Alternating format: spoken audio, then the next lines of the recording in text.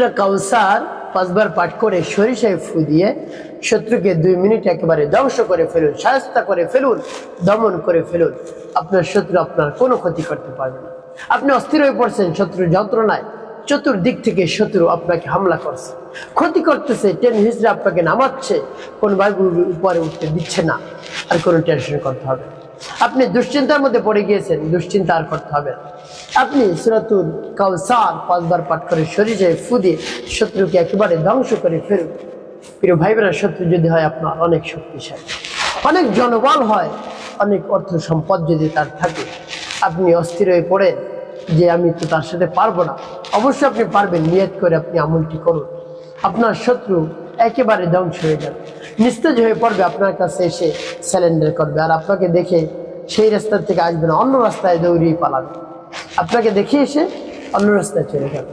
প্রিয় ভাই বোনেরা, এই জন্য শত্রুকে ধ্বংস করার, সহায়তা করার একেবারে শক্তিশালী একটি আমল। তবে আমলটি করার ক্ষেত্রে শত্রুর নাম, শত্রুর মায়ের নাম অবশ্যই সংগ্রহ করতে হবে।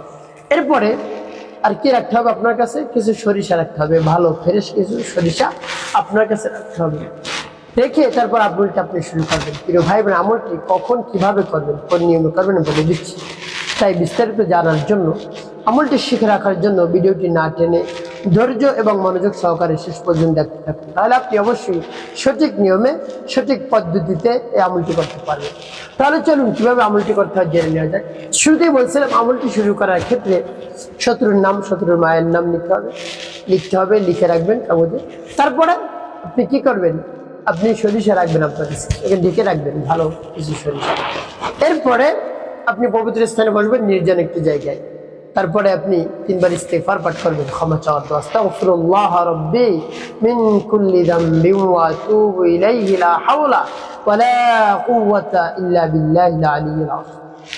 এরপর যখন ইস্তিগফার পাঠ করা হয়ে যাবে, 3 বার দুরূদ শরীফ সাল্লাল্লাহু আলাইহি ওয়াসাল্লাম, সাল্লাল্লাহু আলাইহি ওয়াসাল্লাম, সাল্লাল্লাহু আলাইহি। ইস্তিগফার এবং দুরূদ শরীফ যখন পাঠ করা হয়ে যাবে, এরপরে আপনি কি করবেন? এরপরে আপনি সেই সূরাটি পাঠ করবেন। সূরা যখন পাঠ করবেন, মনে মনে চিন্তা করবেন, আল্লাহ আমার শত্রুকে দমন করার জন্য, ধ্বংস করার জন্য এই আমলটি করতেছি। আপনি আমলের মধ্যে শক্তি দান করুন, শত্রুকে দমন করে দিন, নিস্তেজ করে দিন, তার মনকে নরম করে দিন, গলিয়ে দিন। সে যেন আমাদের বিরুদ্ধে আর কোনো কথা না বলে, ক্ষতি না করে, আমাদেরকে একেবারে অস্থির হয়ে পড়ছি, পেরেশানির মধ্যে পড়ে গিয়েছি, কি করব, দুশ্চিন্তা পড়ে গিয়েছিলাম। হ্যাঁ আল্লাহ, এই সমস্যা থেকে আপনি অবশ্যই মুক্তি দান করুন। এভাবে বলে তারপরে সূরাতুল কাউসার পাঠ করবেন। সূরাতুল কাউসার পাঠ করে সরিষায় বুঝিয়ে সরিষা কেমন করে ব্যবহার করবেন আমি বলে দিচ্ছি। আগে সূরাতুল কাউসার আমি বলে নিই। আমার দেখায় নিয়ম অনুযায়ী সূরাতুল কাউসার আপনি পাঠ করুন। বিসমিল্লাহির রাহমানির রাহিম। إنا أعطيناك الكوثر فصل لربك وانحر إن شانئك هو الأبتر। তো যখন সূরাতুল কাউসার পাঠ হয়ে যাবে, তারপরে সরিষার মধ্যে একটু পড়বেন। তারপর আপনি আবার পাঠ করবেন, বিসমিল্লাহির রাহমানির রাহিম।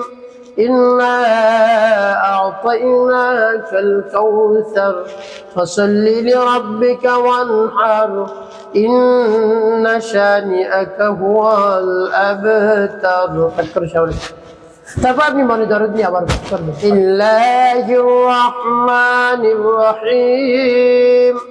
إنا أعطيناك الكوثر فصل لربك وانحر إن شانئك هو الأبتر। পাঠ করার শেষে আবার একটু ফুস হয়ে যায়। ভাই বোন, কতবার পাঠ করবেন? এভাবে গুনে গুনে আপনি 5 বার সূরাতুল কাউসার পাঠ করে 5টি ফুস হয়ে মধ্যে দিবেন। এরপরে আপনি কি করবেন? এরপরে আপনি 5 বার দুরূদ ইব্রাহিম পাঠ করবেন, আল্লাহুম্মা সাল্লি আলা মুহাম্মাদ ওয়া আলা আলি মুহাম্মাদ কামা সাল্লাইতা আলা ইব্রাহিম ওয়া আলা আলি ইব্রাহিম ইন্নাকা হামিদুম মাজিদ। আল্লাহুম্মা বারিক আলা মুহাম্মাদ ওয়া আলা আলি মুহাম্মাদ কামা বারাকতা আলা ইব্রাহিম ওয়া আলা আলি ইব্রাহিম ইন্নাকা হামিদুম। আল্লাহুম্মা সাল্লি আলা মুহাম্মাদ ওয়া আলা আলি মুহাম্মাদ কামা সাল্লাইতা আলা ইব্রাহিম ওয়া আলা আলি ইব্রাহিম ইন্নাকা হামিদুম মাজিদ। আল্লাহুম্মা বারিক আলা محمد وعلى آل محمد كما باركت على إبراهيم وعلى آل إبراهيم إنك حميد.